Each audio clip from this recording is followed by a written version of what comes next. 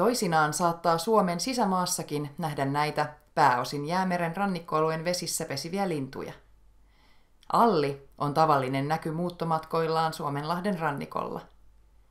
Tuossa arktisten lintujen jokakeväisessä näytelmässä alli onkin yli 1 miljoonan yksilön edustuksellaan pääosassa.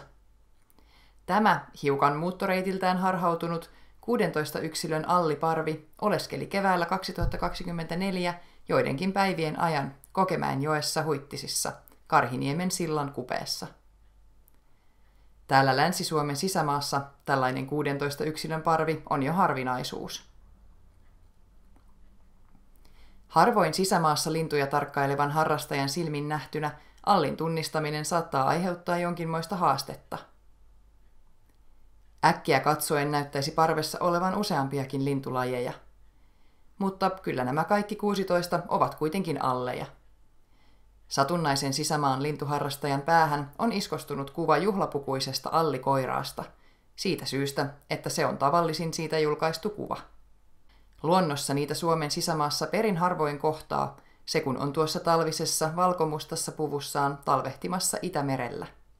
Kyllä tästäkin joukosta muutama kuvistakin tuttu juhlapukuinen allikoiras vielä löytyy, vaikka talvisen juhlapuvun peruspukuun vaihtaminen onkin videon linnuilla hyvässä vauhdissa.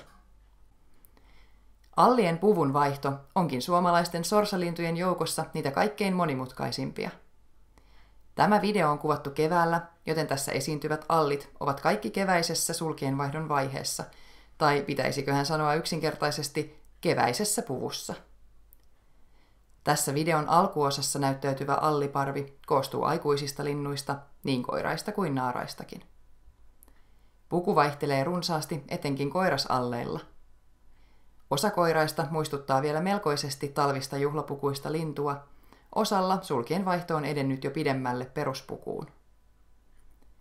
Aikuisten lintujen kohdalla koiraan ja naaraan erottaminen toisistaan on kuitenkin melko helppoa kaikissa pukujen eri vaiheissa. Aikuisella koiraalla on keväällä nuo selvästi erottuvat pyrstöjouhet, jotka ovat pyrstön 2 sisimmäistä sulkaa jouhimaiseksi venähtäneinä. Varsinkin näin keväällä allin vaaleanpunainen nokan poikkivyö kertoo linnun olevan koiras. Erottavana tekijänä sukupuolten välillä näin keväällä on myös tuo kuvun väritys. Koirailla se on tumman ruskea, kuten tässä hyvin näkyy. Tältä sen sijaan näyttää naaraan kuvun ja rinnan väritys. Naaraiden värierot keskenään ovat koiraita vähäisemmät. Lähinnä pään ja kaulan väreissä on vaihtelua, hieman eriaikaisesta sulkien sukimisen vaiheesta johtuen. Myöhemmin videon loppupuolella esitellään vielä nuoria alleja kevään kuosissaan. Kirjallisuus on ehkäpä parhain opettaja tässä allin puvustoasiassa. Pulmana on kuitenkin aikojen saatossa ollut kuvien yksipuolisuus.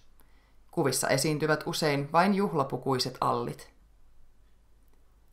Tämän videon kuvaajan ensimmäiset lintukirjat olivat Ivar Hortlingin lintukirja vuodelta 1952 ja Voipion toimittama klassikko Linnut värikuvina vuodelta 1956.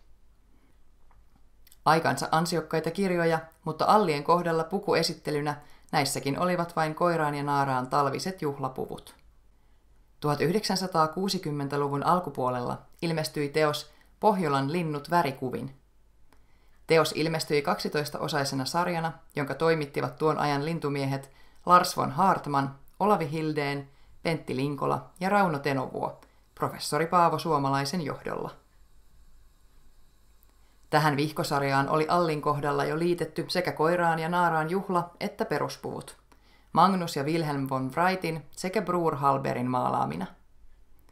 Vihkosarjan ansiot ovat kuitenkin tekstiosassa, jossa lajistoa esitellään hyvin tutkimuspohjaisesti ja kattavasti. 1966 ilmestyi myös Yrjö Kokon teos Alli, jäänreunan lintu. Kirjassa kerrotaan lähinnä kaunokirjallisuuden keinoin allin elämästä sen eri vaiheissa ja erityisesti Suomen oman vähälukuisen pesimäkannan osalta. Varsinainen määritysopaskirja ei kuitenkaan ole. Allin pukuasian valaiseminen on lintukirjoissa vuosi vuodelta parantunut. 80-luvun alkupuolella ilmestynyt Aarno Salmisen teos Suomen sorsalinnut selvittää jo melko täydellisesti Allin pukujen vaihdon mysteerit, niin naaraiden, koiraiden kuin nuorten lintujenkin osalta.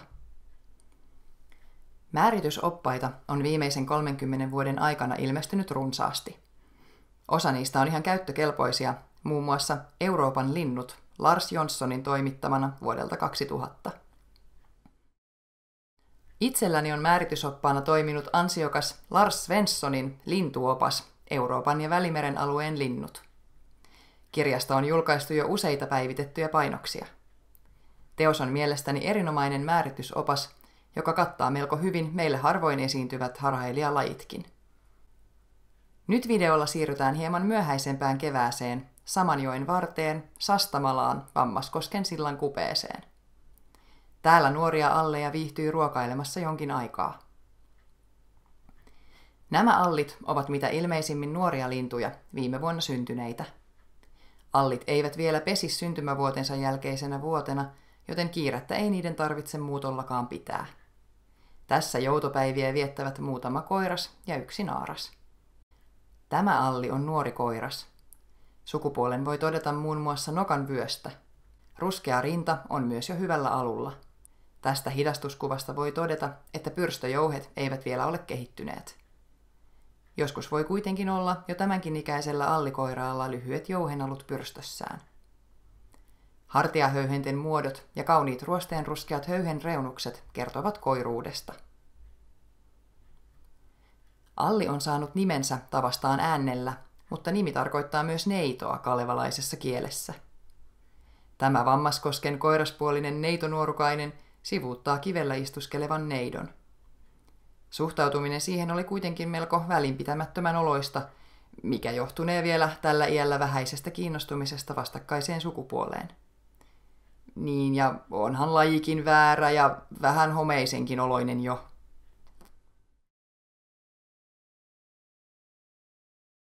Verraten videon alussa esiintyvän alliparven käyttäytymiseen on ero selvä, nämä kun keskittyvät lähinnä ruokailemiseen. Tämä alli on naaras, mahdollisesti nuori lintu. Sukupuolen paljastaa muun muassa nokan vyön puuttuminen. Viitteitä nuoruudesta antaa noiden selkäsulkien muoto ja väri.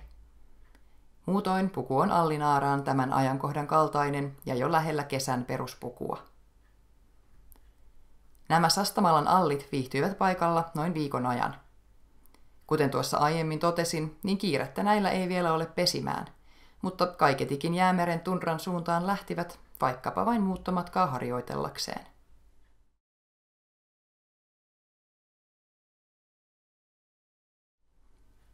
Muistutan vielä, että videon kaikkien allien puvut ovat vain tuota kevään puvustoa. Puvut vaihtuvat kevään aikana peruspukuun ja siitä erilaisten vaiheiden jälkeen taas talviseen juhlapukuun. Alli on toiminut myös innoittajana kansanlauluihin. Tässä yksi niistä. Tuutulaulu, jolla nyt yritän vaivuttaa tämän allinuorukaisen unten maille. Kuulijakin saa nyt halutessaan nukahtaa.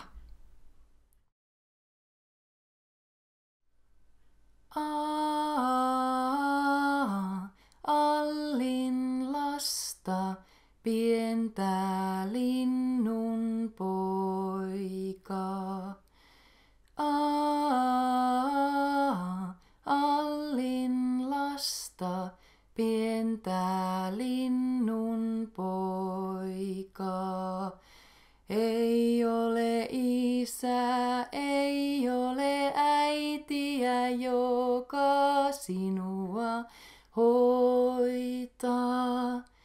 Ei ole isää, ei ole äitiä, joka sinua hoitaa.